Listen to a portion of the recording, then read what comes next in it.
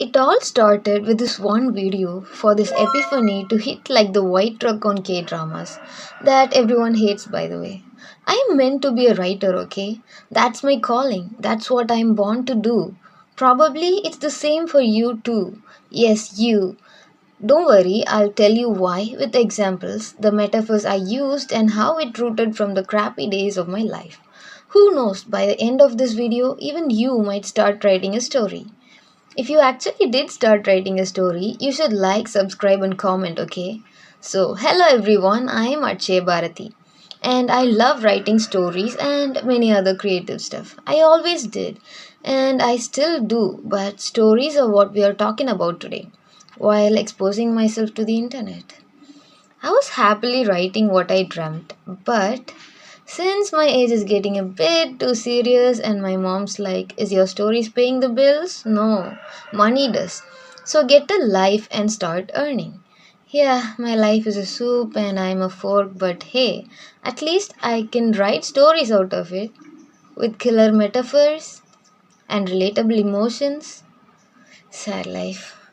So, as I said in the beginning of the video, I watched that one video in which he said all kind of stories already exist. What makes them original is how you interpret them, like no one else could. Take an event in your life, make a metaphor out of it, write a story out of the metaphor. Like that's not your life crumbling. And boom, you got a story for a hit movie. And apparently that's how the movie Gravity and lot of other movies are born. And my brain, it gives me ready-made metaphors in my dream, like it's no big deal. I wrote almost all my stories based on my dreams, with my real life as a metaphor, without even realizing it, until I started seriously analyzing my dreams with the help of ChatGPT. And all those dreams are my worst fears or shitty days. No wonder some made my friends and sister cry, while others kept them in the end of their seat. Yeah, I'm flexing a little bit. But I'm telling the truth, okay? If you don't believe me, try reading my stories, which only one is published in Amazon, so yeah. Anyways, I was naturally doing it without realizing, and you would not realize it while reading the stories, like at all. But if I explain it while exposing myself, you cannot unsee it. First, let me talk about the only story I published on Amazon, Rosie's podcast. Actually, my first story is School of the Undead that I started writing when I was going to school and I kept editing it and I am still editing it. I don't exactly know how long this cycle will go on, but right now that's not important. And I don't remember what I felt when I wrote it during my school days because I was like a machine functioning on comments those days. So, yeah, Rosie's podcast. There is this girl who wants to know if ghost exists or not. So, ignoring her mother's disapprovals, she keeps researching about ghosts, comes across a comment related to a haunted village, in which the man clearly wrote, I will never ever set my foot in that village again. And guess what our female lead, Miss Rosie, did? Yeah, she packed up and went there. She met a man Yash there who claims to be a ghost hunter of some kind that haunts down evil ghosts, and he's rich apparently, and he also claims that he has two ghost friends standing right next to him. The whole story revolves around how Rosie discovered ghosts, not only discover, actually started to see them, and how she ended up running for her life from an evil spirit, and many other revelations. How does this have anything to do with your real life, you may ask? So let me spill the tea. Self exposing time, yay. So, what I actually dreamt, let's start from there, shall we? Me hearing a terrifying evil laughter out of nowhere while I was standing in the middle of nowhere. Cold, midnight in an empty village. I hear the sound of that evil coming towards my direction as the laughter becomes louder and louder and louder. I was searching for a place to hide, and there is only one old tiled house in my view. That too was locked. I was so scared that my breathing started being short, hollow, and fast. Throat dry, heart and mind racing. I climbed up the steps of the house. There's a knitted coconut leaf in front of the house. I took it and sat in the only corner that had a short compound like structure in a corner because the house was locked. Yet I was so exposed. So I sat in the corner and covered myself in the coconut leaf. The evil also came there. While I was shit scared, sweating uncontrollably, holding my breath. The evil stopped right in front of me and stopped laughing, looked at me dead in the eye, and ran towards me with nothing but rage. Just try to imagine its appearance. I'll try to be as detailed as possible. It was red, devil red, had cold dark eyes, yet it had the appearance of a human, like a guy with hair almost touching its shoulder, but devil red with dark eyes. It was wearing just a red cloth of some kind around its waist, and it looked so damn mad for some reason, like raging with anger. I don't know what that guy went through to be that mad. That's it. I woke up while sweating hard, trying to catch my breath, like I was actually there. Not to mention, I could not even close my eyes for some time. I was that scared.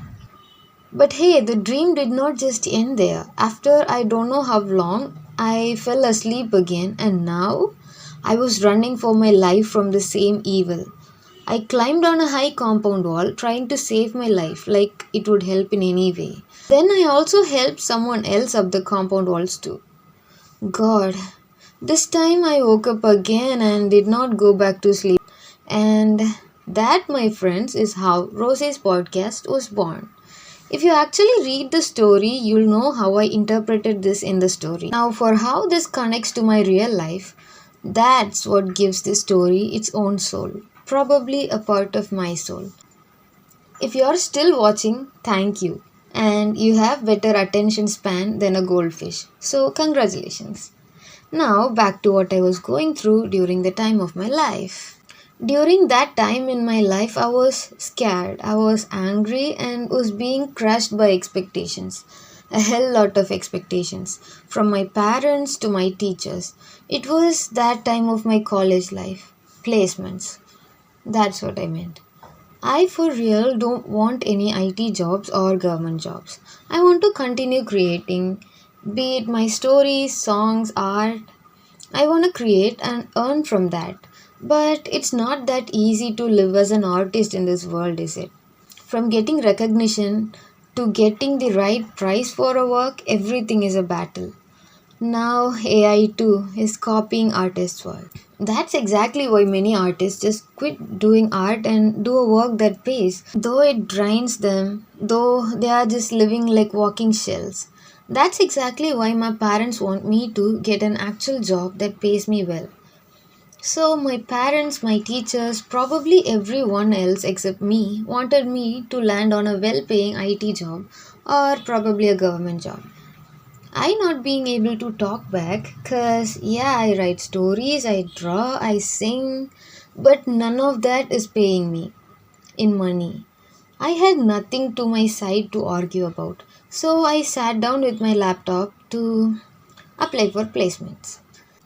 As I was filling forms and applying for jobs, tears started flowing out of my eyes out of nowhere. Like my mind is blank, just blank. I was filling up what needs to be filled. It's my unconscious mind tearing up, I guess. Because deep down, I know I can't survive in this world without creating, without writing stories or singing. No one would understand this feeling except for artists themselves. Everyone else treat this as a hobby. Get a well paying job and continue doing this creating stuff in the side is what everyone says, but it does not work that way. I know how hectic an IT job can be. Sometimes people might even have to work overtime. More than anything, thinking and working on things I don't want to will completely drain me, and all the creativity will go through the drain. Because believe me, I know it. I've been through it and I've experienced it. I used to write poems, short stories, and even draw from a very young age. But as time went by, school time and syllabus became longer and harder. So I had to spend almost all my time just studying to get decent grades, and God, it drained me. At that point, I was like, creativity? What's that? I went to school, studied, came back home, studied, slept, and repeated the same cycle again and again and again. It took me a hell lot of time to actually find myself back and start creating again. It would repeat itself if I did get a well paying IT job too. At least that's what I fear. I will work, I will earn, but I don't think I could create like this or live a happy and content life. The thought of losing the ability to genuinely create something is scaring me a lot. And no matter how much I try to explain it, no one would understand it. I can't even blame them as we need stable money for a stable life. So, yeah, the evil is all that expectations, pressure of financial stability, everything crashing down on me. There's no escape as the only house in that place is locked. Red is danger, intensity, and anger. Those black eyes, no empathy, no understanding, just demand.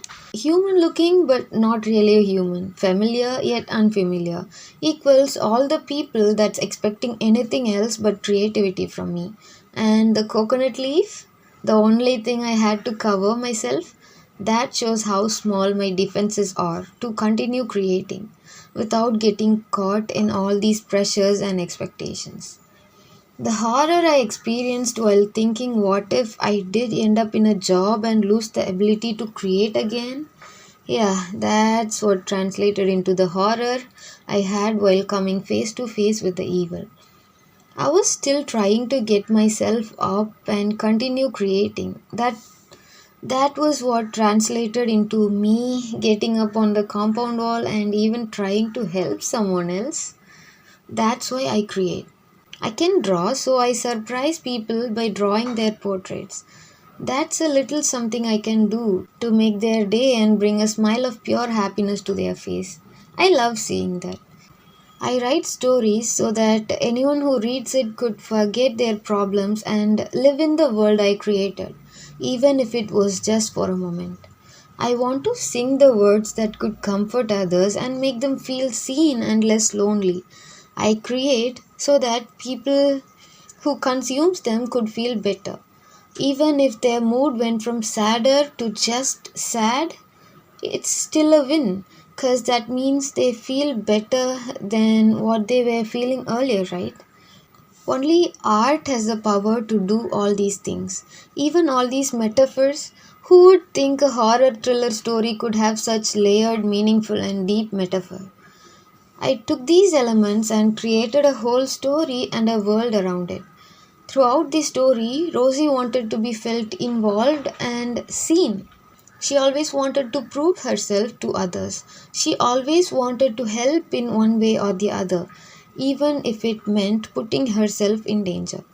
Because believe me, I am still somehow trying to get validation from my family that I am a good writer, I am a good singer and artist. Please let me do this, please support me and stuff. All these struggles translated into this story, Rosie's podcast. I self published it on Amazon because I wanted to try something, anything, so that I don't regret it later. You know what? When I first had this idea of Rosie's podcast and sat to write it, my brain was like, let's mix horror, thriller, and humor. And I was like, what humor? What kind of combination is even that? Then my brain went on saying, what if the story was a podcast? I mean, podcasts are spoken and listeners listen, while books are written and readers read them.